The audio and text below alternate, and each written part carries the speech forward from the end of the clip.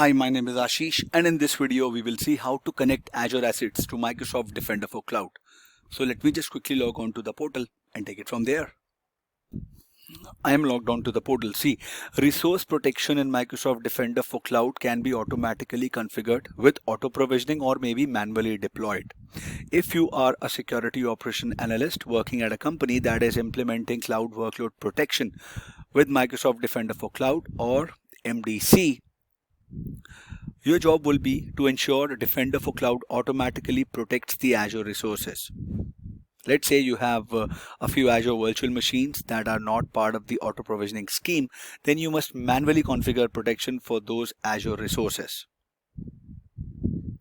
Okay, so we'll have to first explore and manage the resources with asset inventory. Asset inventory page of Microsoft Defender for Cloud would provide a single page for viewing the security posture of the resources you have connected for Defender for Cloud.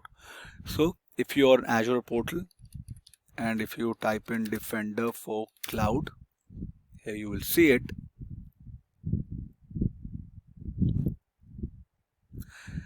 You have the Defender for Cloud, and if you click on inventory,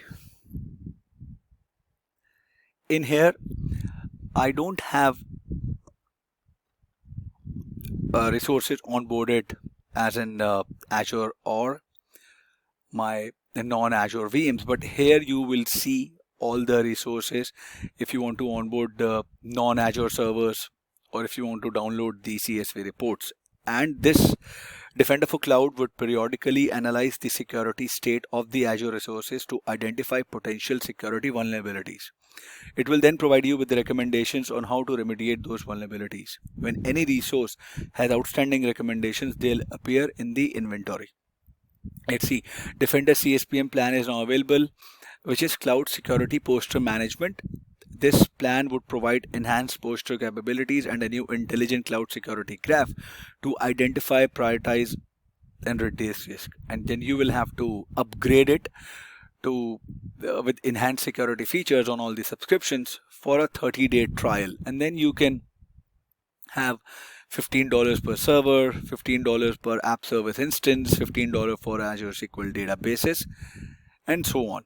Okay, I am not going ahead with this, and you can use this inventory portal to see which of your subscriptions with Defender for Cloud have outstanding recommendations, which of the machines with the tag production are missing the maybe log analytics agent, or how many of my machines tagged with a specific tag have outstanding recommendations, things like that.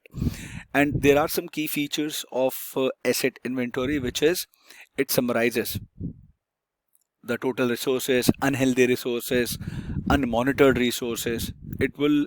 There are multiple filters at the top. You will see subscriptions, resource group, or resource types, or you can add more filters as per your needs. Okay, then there are export options. Using the CSV report, you can export it. You can export the query as well to Azure Resource Graph Explorer to further refine, save, or modify the KQL, which is Kusto query language. You have asset management options. It will also let you perform complex discovery queries. So in a nutshell, if you ask me or if you will read about it, how does asset inventory work? Asset inventory utilizes Azure Resource Graph or ARG and Azure services that lets you query Defender for Cloud's security posture data across multiple subscriptions. Azure Resource Graph is designed to provide efficient resource exploration with the ability to query at scale. It also uses the KQL, which is Kusto query language. Asset inventory can quickly produce deep insights by cross-referencing ASC data with other resource properties.